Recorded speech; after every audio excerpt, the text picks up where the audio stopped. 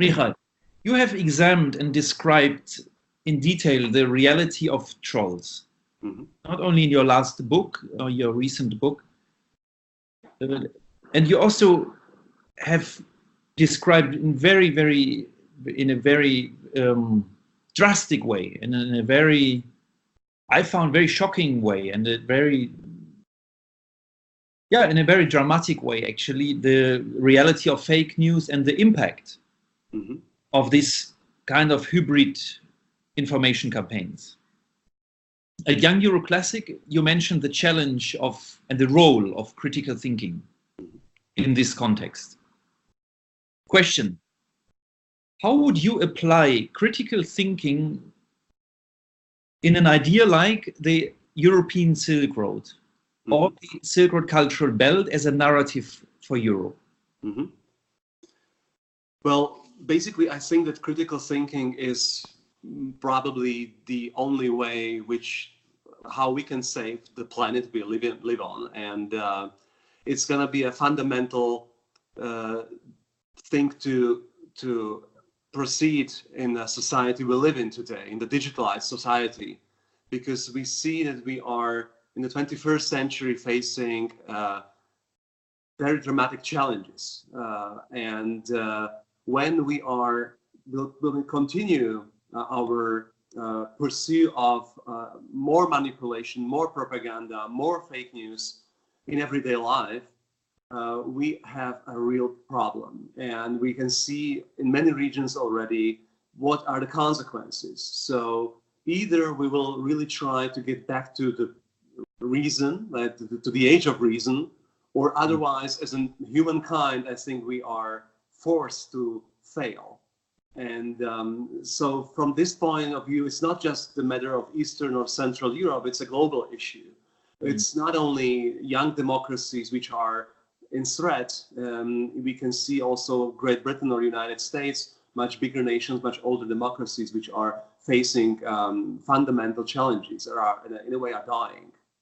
So when you think about a cultural project which is somehow trying to unite all sorts of cultures, languages, ethnical groups, and find for them some new narrative, critical thinking, I think, must be in the very essence of this project. Otherwise, it's not going to succeed. And when we take the Silk Road Cultural Belt as a context, and the position, for example, of the universe, then the Earth, planet Earth, then Silk Road Cultural Belt, then all these sources of inspiration, ideas of quality from people who share their musical sources of inspiration. So if we take this context,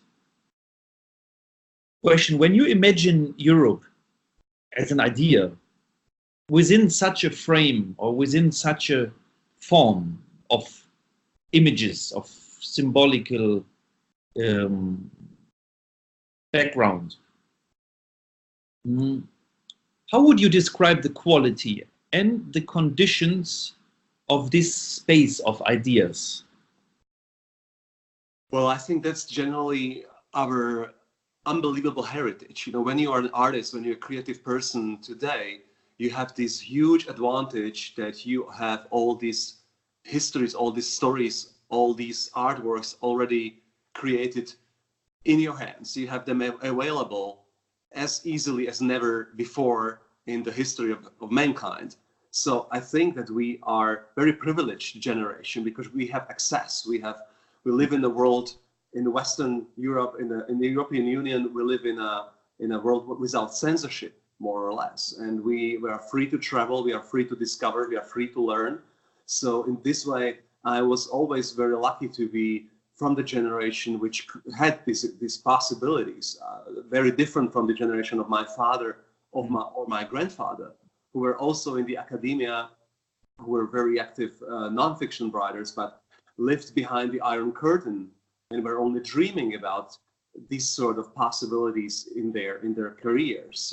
So what I see as a danger is more that we are not using this enough. You know, it's due to the way how mediated world is developing. Instead of looking for, searching for the quality information, we are absolutely overwhelmed by the way how so many fake news, so many misinformation, propaganda is spread around, and people accept it. Many people who are facing and reading and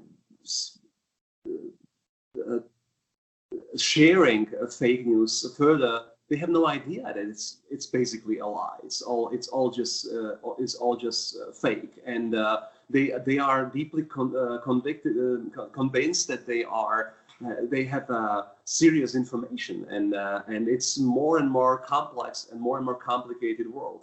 And we see so many people who are not able and not ready to deal with this complexity and complications. They prefer simplified solutions, simplified informations, and I see it as a responsibility of critical thinking people, of the intelligentsia, of the elites, to make people aware of how important it is to believe in reason and fight disinformation. So I'm very open to this sort of new narratives, which are now reapproaching and which change a bit our still very bilateral view of the world between East and the West, because that's what we should finally overcome and get over this Cold War discourse, which is so much concerning the way how we look at exactly the problems of the where I come from, in Central and Eastern Europe. So I'm very happy that the Silk Road cultural projects are getting more awareness, and I see a lot of potential in discovering new stories, new storytelling, new musical, new writings, and so on. You mentioned this ocean of information, this ocean of one side possibilities, but also of news, of interpretation, of ideas of quality and ideas of conditions, like what is a condition for one, for the north, for the south, for the east, for the west. So this enormous relativity. And even if we just take one fragment, classical music, you have an abundance of classical music and an abundance of perception.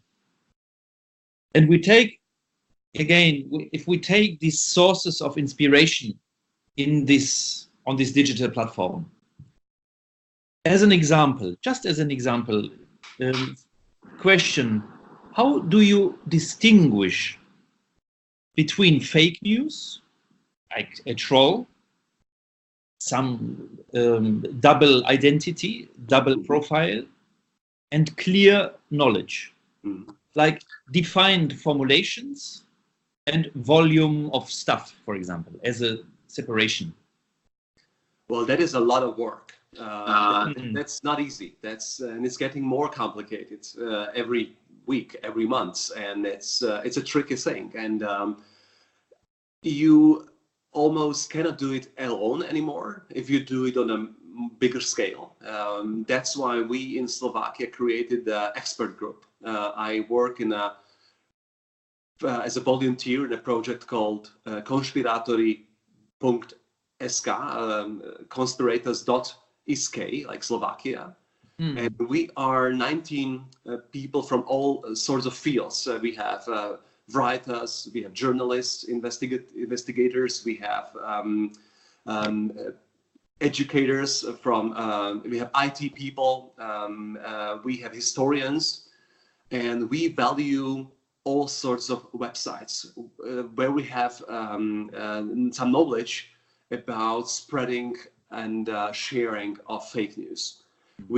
All 19 of us, we look at this and value it in detail. So we have a special web project for this, where we make a list of trusted websites and also of those that are, in our view, basically propaganda websites or spreading racist or xenophobic or even whatever anti-Roma, anti-LGBT contents and similar. And we see that even on the propaganda side, it's getting more precise. They are more professional in many ways, and sometimes they have more time to prepare really very sophisticated fake campaigns. And so basically, there are simple rules how to do it. When you are on your individual level, just browsing your Facebook, your news feed, or you're looking at your Twitter account, just, you know, look, what is the source? What sort of media is this? Where are the pictures from? Who is the author? Do you know him? What is his history? Is this a real person, or is it an invented fake account? And is it new? Is it really new, or is it very old story? Where does it come from? Is it a real situation, or is it completely invented story? And so on and so on. We have lots of things which we are very valuable when you are deciding. So is this somehow just a bit manipulated to spread some sort of message, or is this completely invented, and is it a part of a bigger propaganda project? You know, I was dealing with this phenomena for some 6-7 years already, so I know this scene quite in detail, and I already sometimes very quickly can decide. So I'm sure this is gonna be a fake news. But first of all, and this is fundamental part of critical thinking, you have to have doubts about yourself. You have to, ask yourself, am I really right? Or could I make a mistake? And somehow always think twice than before definitely deciding. And maybe, when I'm not sure, I just ask a friend, I ask a colleague, an expert from other field. And really also what I encourage people to do is, when you see somebody, a friend of yours, a family member, spreading some sort of fake news, tell them, write them a short message, tell them, well, I know 100% sure that you just shared a manipulated message or a manipulated video, and just give them an original link, give them a picture, show them, well, this is where they misused this information from some other source, and so on. So I try to make people aware when they share fake news as well. And sometimes they are very thankful. They tell me, I'm sorry, I didn't know, I'm gonna delete it. I'm gonna apologize to my friends in my bubble, as they call it, or in my social network. And there are other people who are very angry and who will scream at you and who will attack you and will not accept your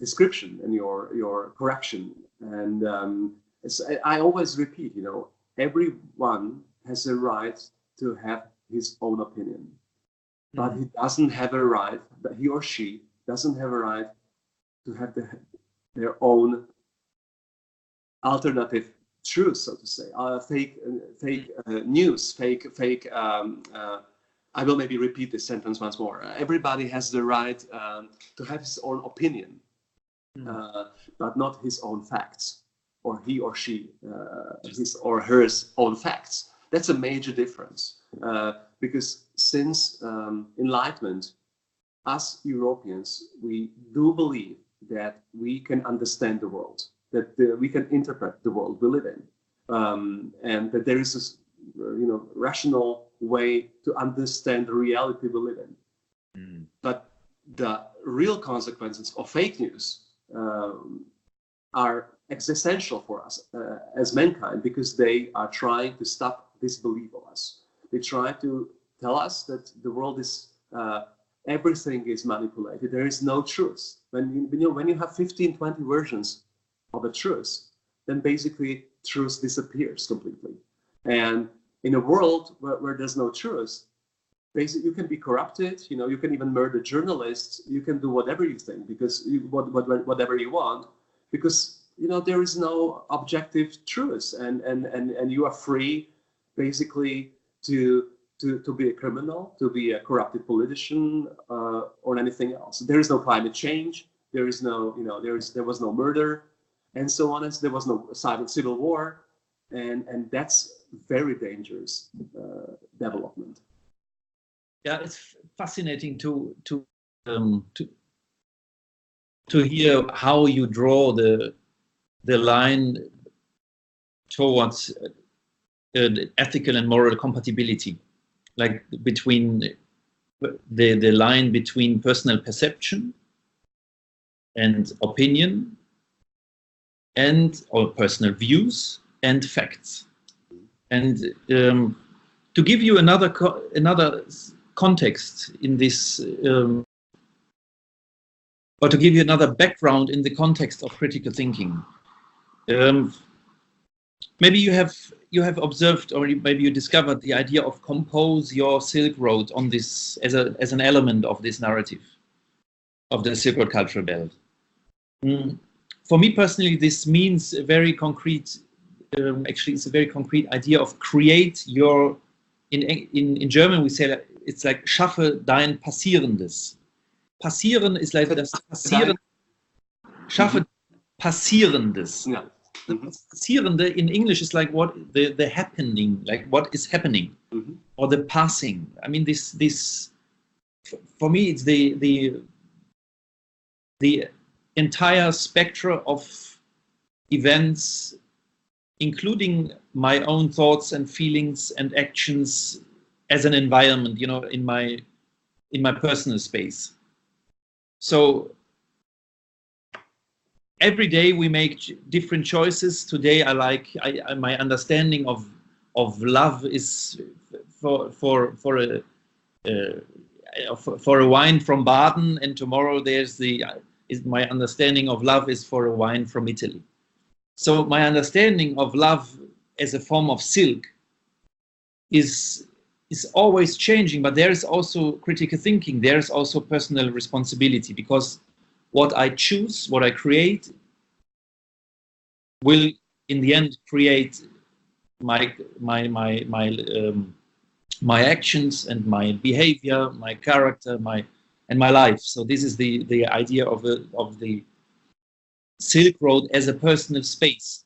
All the things which are happening in my personal space now, here, but in the entire universe in the end. This is like the idea of create your, compose your Silk Road. This is how I understand this formulation.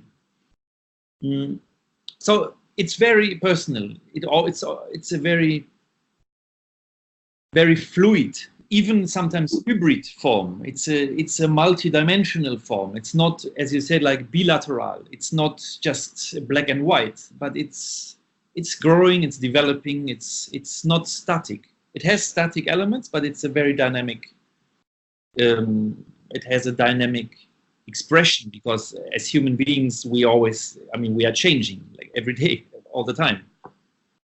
So in the surrounding of a troll fabric, as you also described it in your book, Trolls, this doesn't make sense, of course, because it's like, if you apply this kind of idea, like create your, schaffe dein Passierendes, compose your Silk Road, of course, the Silk Road of trolls, a Silk Road of fake news. I mean, I don't know. For me, it doesn't make sense. Question, why not?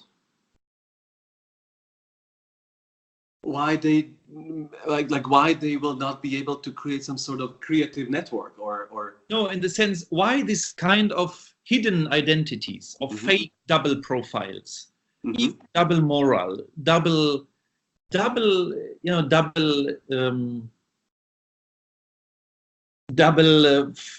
news. Why is this ethically not compatible with an idea of a European Silk Road, for example, as one of the many Silk Roads on this planet, or the Silk Road cultural belt with this specific narrative? Well, it's not even compatible with the idea of the free world. You know, it's basically not compatible with the way we live our lives in the free world, and it's not compatible with democracy. And that's why it's such a threat. That's why I make people aware how serious this danger really is, because in general, in the long term, the goal of the trolling is to destroy the way we live in and establish again authoritarian regimes which would more or less let democracy slowly die. And the problem is that usually we were used to see democracies dying in revolutions, in civil wars, in mass protests. So we have seen it basically with our own eyes, sometimes represented over media, but more or less we were watching it as some events happening in the real world. But now we are basically moving in a digital world, but we see the consequences in the real one. And so that's why it seems, on the first side, when you would now look to when you would walk through Budapest or Bratislava or Prague or Warsaw, you would most probably not have the impression, well, these countries are basically in the middle of the information war. But they truly are, and their public life is very strongly influenced by what is going on in the digital world, and the narratives, the discourse of the political life is strongly influenced by, especially in our region, by propaganda from Russia, and they are able to create very strong messages which influence big parts of the societies. And just yesterday in Bratislava, we had over 50,000 people marching against abortion and female rights in the city, in a very professionally, very with a lot of marketing, a lot of money, a lot of advertising, organized mass protests and march through the capital of Slovakia. These people are also organized by fake news websites, many of them. They are also cooperating with Catholic Church, but they are strongly influencing their audiences over fake news websites, creating the idea corruption is not a problem in the society. The only problem is pro-life or against pro-choice, and creating a artificial fight between these and dividing the societies even deeper. That's one of the goals of trolling. They want the societies to divide. They want more chaos. They want more insecurity.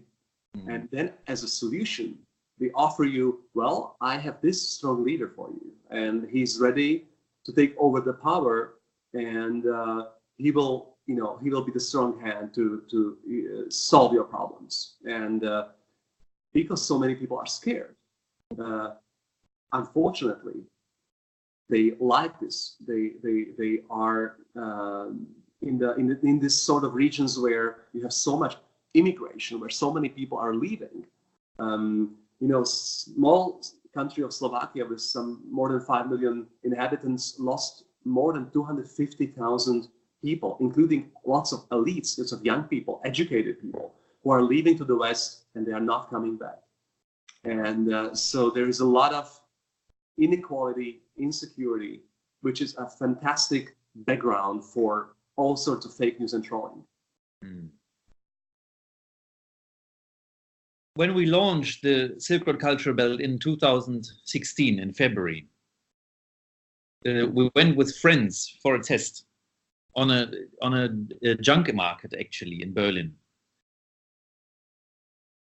And without saying anything, passed this small card. Can you see this? Or are you just hearing me? No? I'm just hearing you now. I will describe it. Like we just wrote. I can just show to our listeners.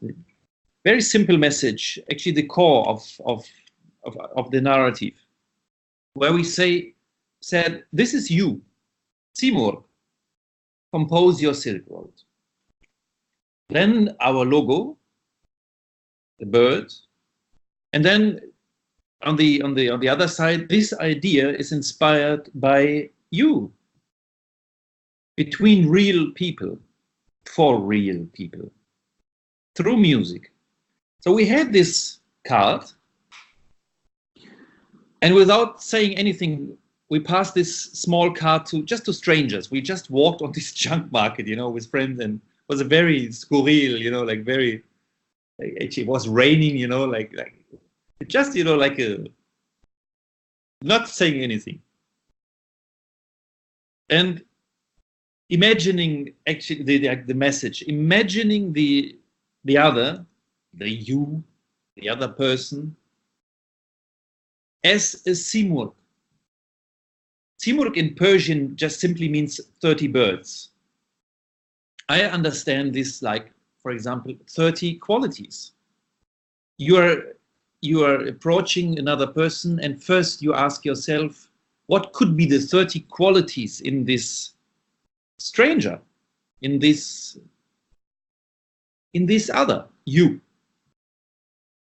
Then next step, compose your Silk Road as a position, as a basic intention, meaning I wish you well. Reminding that we are real people.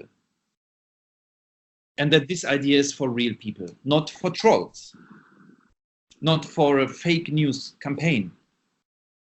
And it's about sharing a piece of silk. Of course, with a double meaning, but in this sense.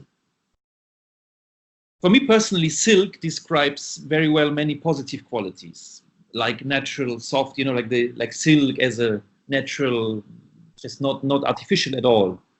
Also, it's very smooth. It can be a metaphor for kindness, for generosity, for gratitude, for basic human qualities, but also for strength, because it's very, very tough material. Question: how do you understand this idea of your silk in the context of trolls and fake news, power games, and this kind of hybrid wars? Well, that's a good question, a complicated question. Well, the problem of trolling, as it appeared maybe 5 years ago, becoming a mass phenomenon, was a big surprise for many in Eastern Europe, because, but in a way, for me, it was a return to very well-known content in a new technological context.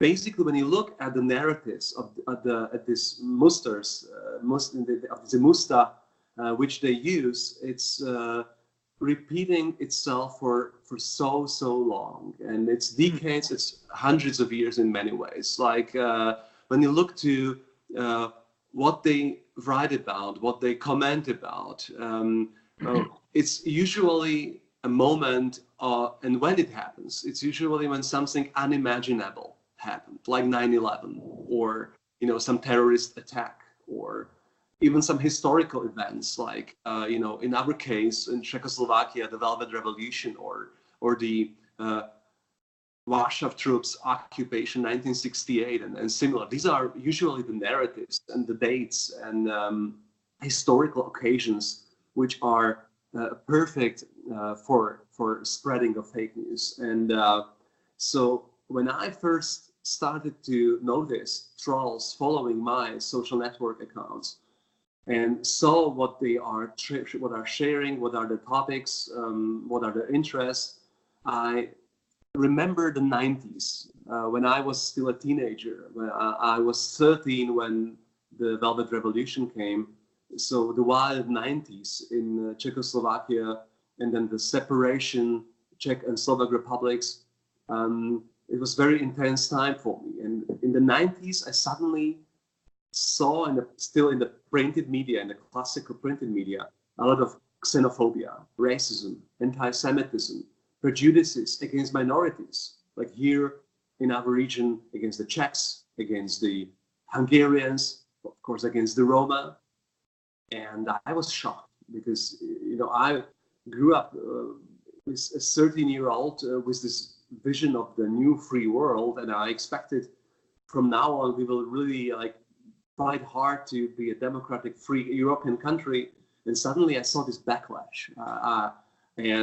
When you are 16, 17, this is quite a shock. And me and my brother, we were just, we just could not believe what's going on around us. Slovakia had a horrible 90s with some sort of a pro-Putin, pro-Lukashenko style governor called Vladimir Mečiar at that time, who was very authoritarian, very nationalistic, very xenophobic, and very corrupt. And so I was very surprised when I remembered his speeches, his last stadium speeches, and it looked like very much like 30s in Germany. And when I saw this trolling contents, I just could not believe how many similarities there were between what was going on 20 years ago and what's going on in 2016 or 2019. And so in this sense, it's always, the people remain the same. It's just the technology which is changing and which is developing. And in this case, and this is especially dangerous, is that the technologies are improving and creating and spreading of fake news much easier than in the past. When you publish an anti-Semitic leaflet in the 90s, you just had quite a limited options to get it to get attention of so many people. Today, the most successful fake news websites in Slovakia are able, in a couple of minutes, get to more than 1 million of people, and even more, and are actually in the very heart of mainstream media. They're not only some sort of alternative or some sort of a subculture phenomenon. They became a central topic, and what's even worse, their content became quite a natural part of the political environment. Politicians are inspired by these horrible ideas and spreading them because they know, well, this is going to be liked, this is going to be popular, this is going to get viral, this will be shared 10,000s of times in 1 hour. So there's something deep in our human psyche and our consciousness which is somehow attracted by this sort of contents. And when we have leaders who are opposing the age of reason and who are helping to create this atmosphere of hate, we should not be surprised that masses, love it and they vote inspired by this. And it's happening in Austria, it's happening in Italy, in the United States, in Great Britain. But I also see some sort of a rise of the opposition against this. I think that we have still a fundamental part of society which is willing to make more people understand how valuable freedom and democracy are. I mean, you are explaining very, very clearly and very straightforward. This part of reality, and it's something we should be very, very curious about and should take into consideration always, like to be very, very aware. I would like to, I see one of the big challenges to find a good balance between helping and supporting others in my professional environment, in my also personal environment, to observe more respectfully and to observe more critically, and to make a change on one side. On the other side, I observe that it's very, very sometimes it's intriguing to stay with the negative observations, and it's very hard to turn the attention towards a positive, for example, a confirming question, a certain qualitative approach to ask, yeah, certain questions with a certain quality, for example, to confirm in the other is already a certain potential. Like, how would you compose a Silk Road as a form of confirming questions, where I assume that there is not a hidden fake profile in the other person, but there is a huge universe, there is an entire world of qualities which I just don't know yet, because I didn't allow to trust myself that there might be, that I can learn something if the other becomes much richer and more successful and more happy and more, more mature, in him or herself. So to turn it a bit around, question, what would be the home? Again, in our narrative, in this narrative of the Circuit Cultural Bell, there is this element to fly home, like literally, but also symbolically. What would be the home you would choose to fly to? And what kind of classical music would express most closely your Silk? Can you, like, this? I mean, it's a question of priority, of course, but yeah, what would be this home, or where you feel home? That's a beautiful question. Well, I think basically the idea is that this allows you to discover the other, discover the unknown. That's, for me, since I was a child, the most fascinating on culture, to get yourself somehow confronted with an artwork, with a with a painting, with a musical piece, with a great novel. It can be anything, and just to overcome your prejudices, your fears, and simply look for something you had no chance to see or somehow view until recently. And in this way, we really are privileged that we can do this. There are so many people in the world who have not this opportunity, and that's a big problem. When going back to music and to where I come from, well, I would definitely choose someone like Leos Janáček, who's one of my most beloved composers, and whose career in this part of the world is, for me, a fascinating way from the tradition to the modernism.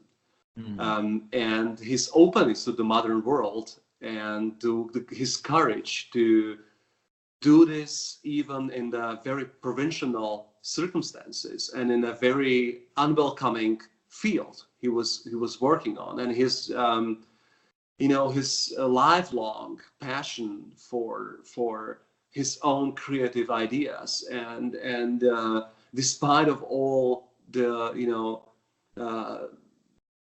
huge challenges he was facing with a not really open surroundings and a lot of competition, and for me he is essence of what Middle Europe is in my point of view, which means as Kundera formulated this, so much diversity on such a small place. And he was able to incorporate this diversity of influences from the folk tradition, but even from the modern city culture, from living in a smaller Middle European town, city, hoping for a bigger life in a real metropolis, and still, being true to himself and to his language. He was very revolutionary with working with the Czech language or in the opera, and which was very new and very avant-gardistic at that time. And for me, he's still my contemporary. I view him as an artist who, when I listen and see opera by Janáček, or I will listen to Sinfonietta, I am most deeply influenced by this richness, enormous richness and complexity of his artistic expression. And so my Silk Road would definitely go in the very heart of Czechoslovakia, of Moravia, and would try to maybe spread Janacek's music to the regions which still not truly discovered him. Wonderful. Great. Coming back to the European Silk Road idea, as an idea. This plan is primarily an infrastructure, an economical plan. And if we take another context, usually we associate responsibility only for what we say, what we send, or what we express. Not so often for what we are listening to. For example, trolls or fake news. So imagining Europe as a Silk Road can be a vertical Silk Road between the universe and planet Earth, or it can be a European Silk Road, as a really concretely and very positively, I think, and independently proposed by Mario Holzner and Philipp Heimberger and Artem Kochnev from the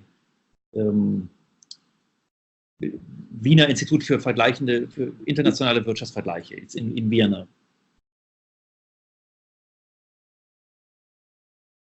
So if we take this context, and critical thinking would be one form of silk, your silk. Question, how can we apply critical thinking in this context? Well, it's a hard question, I think, but maybe it's a bit, yeah, but okay. Is the question, is the context clear? Like an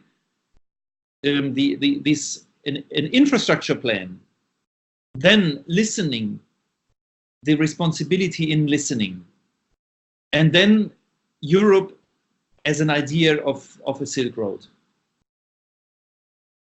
Well, I think all Europeans or people who are concerned with the way where Europe is heading have somehow looked for new networks. You know, we see that we need each other and each other's advice and commentaries and then inquiries to make something out of this European Union, because I'm deeply concerned by what is going on recently, and I think that more and more people are especially facing such a fundamental challenges as climate change, that this is not going to be a nation state solution. This is and any sort of new, and the Silk Road narratives, which became so inspiring for us and somehow are finally switching our very Europe-centered view on whatever. You know, it can be economy, it can be cultural heritage, it can be the future of technologies. But we have here fantastic opportunity because we created a huge continent which is so diverse and has so much to offer, but we still know so little about each other, and we somehow still remain in this old thinking of a nation state. And it's, going through this huge revival, is politically misused. And for my generation, it came as a big surprise, because we were hoping, finally we are overcoming this 19th century concept of nationalities, which created consequences were so brutal in the 20th century. And so any sort of attempts to get us connected in new contexts are very much welcome, and I'm happy to learn about it and to hear about it and to read about it, because it's one of those inspiring moments where you can see, okay, here's someone bringing some major new idea of how to make things happen, and so I'm excited to hear more and learn more and maybe somehow be part of it. Great.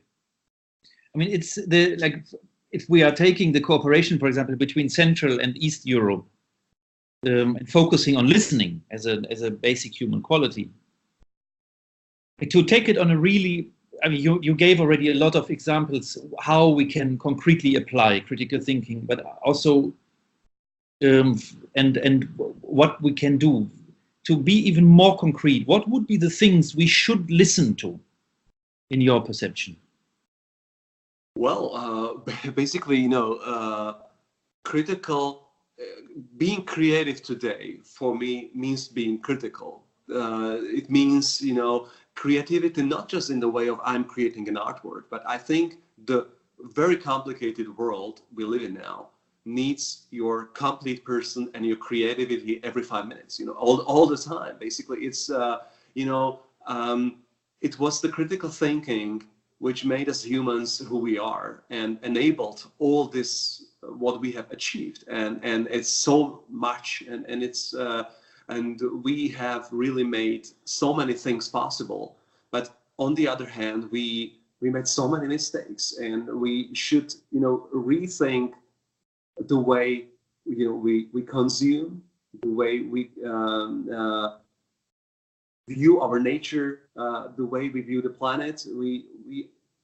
There are these fundamental challenges which only critical thinking can make us somehow improve.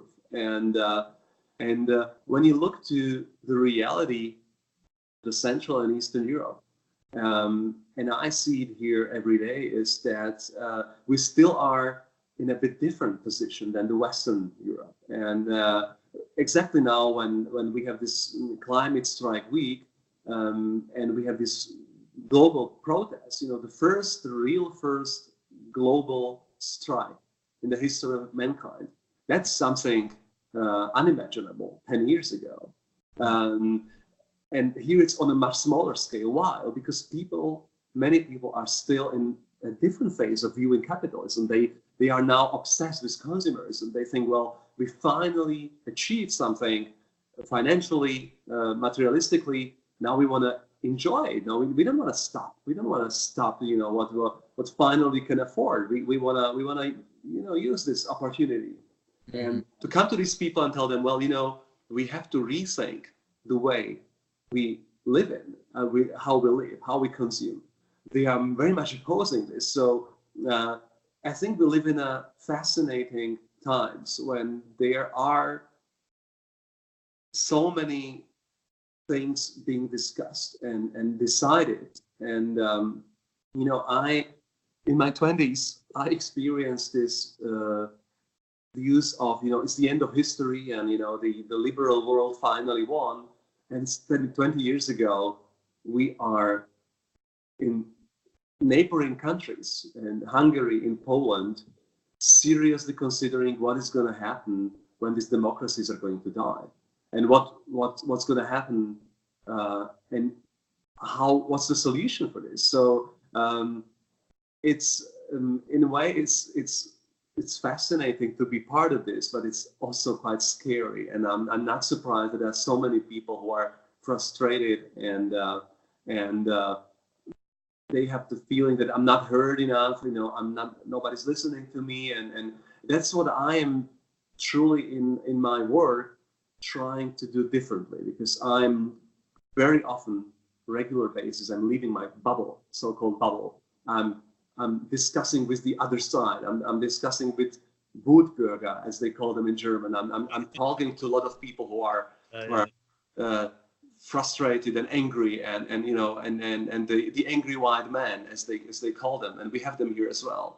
And so I know the situation quite well from my work, and as I said, it's fascinating, man. I'm also quite often scared about the future.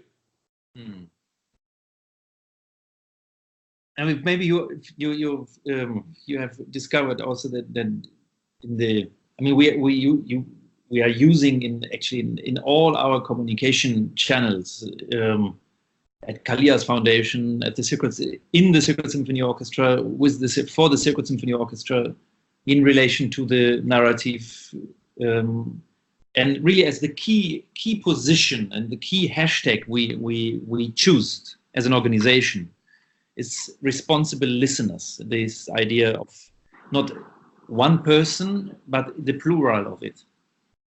And when we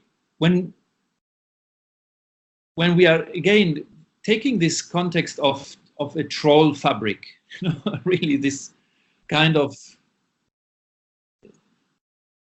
this environment of hashtags which are used to really to create false information about organizations, about certain subjects, and we take a position like responsible listeners or responsible listening as a central position, as a central view, as a key priority.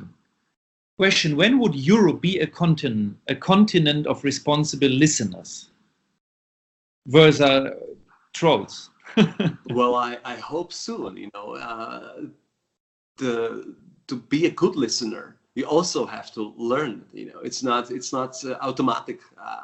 It was my case. I was very lucky because my uncle was first trumpet player in the Slovak Philharmonic, and he was bringing me to concerts since I was maybe 10 years old and on a regular basis. And but I learned to listen to classical music, to modern music. It was a long process. So to become a good listener takes a lot of concentration, a lot of attention, a lot of learning, a lot of reading, a lot of studying, and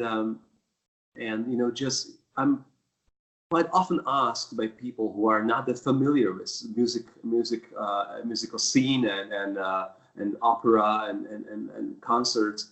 They say, well, I'm so scared I will not understand. And I always say to them, just learn to understand slowly, step by step. Maybe you will. I never completely understand. It's impossible. But just have the courage to discover and let the music just simply, let the music's expression do something with your consciousness. Let it just flow to you and see what's going to happen with your brain, with your body, with your attention. And sometimes they are really relieved, like, oh, really? I don't have to understand everything, so I will just sit down and do it. So and this is, from my experience, the only way how Europe can become a union of good listeners, when we concentrate, when we sit down, take our time and listen to each other. And it can be a speech, it can be a musical piece, it can be anything. But we are losing attention, we are losing concentration, and we want everything fast, everything in this very second.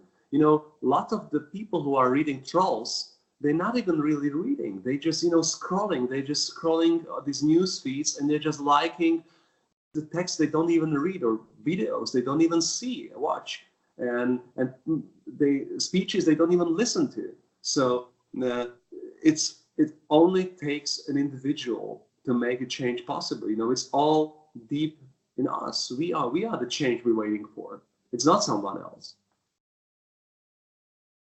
One last question. And you already actually gave shared many ideas of how we can respond to these questions very individually. There's no final answer. There is no final solution. It's an ongoing process, and I very much share these views, and it depends a lot on attention, on the capacity to have attention for the complexity of the world we live in.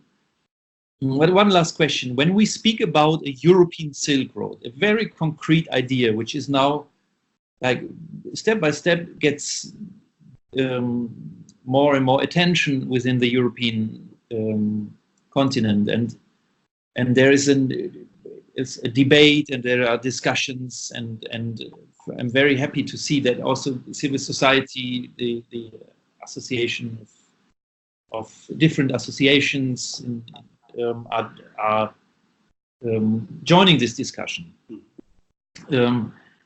Question: what kind of education or example of critical thinking, a very concrete example, should be included to make this European Silk Road idea or plan a source of inspiration for other parts of the world, including other new Silk Roads?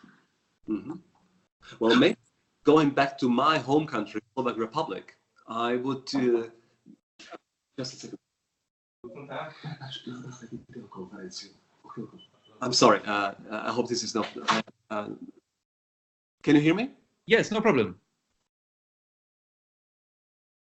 Just to go back to my home country, Slovakia, I would give you one example because we were talking a lot about fake news and trolling.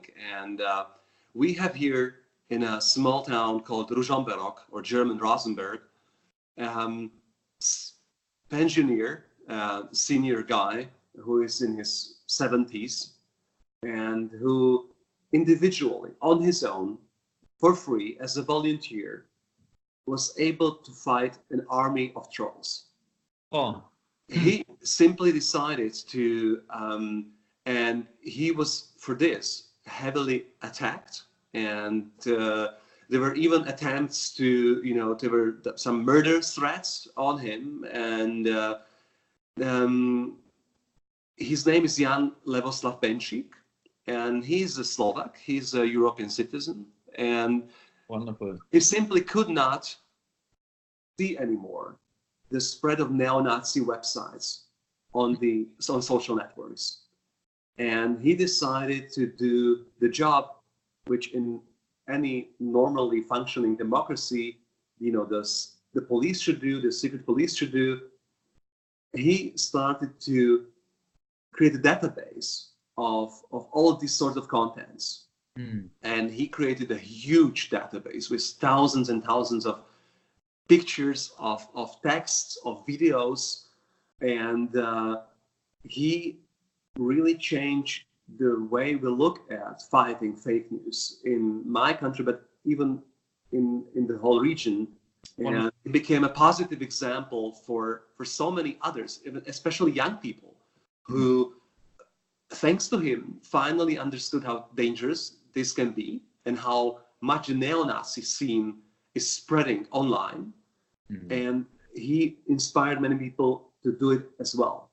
And even there was some legislation afterwards. He inspired police to be more active, and many, many others.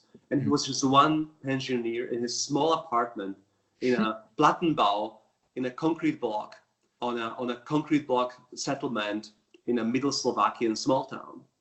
Great. And, for me, he definitely should be part of Silk Road project, where critical thinking should be at the very heart.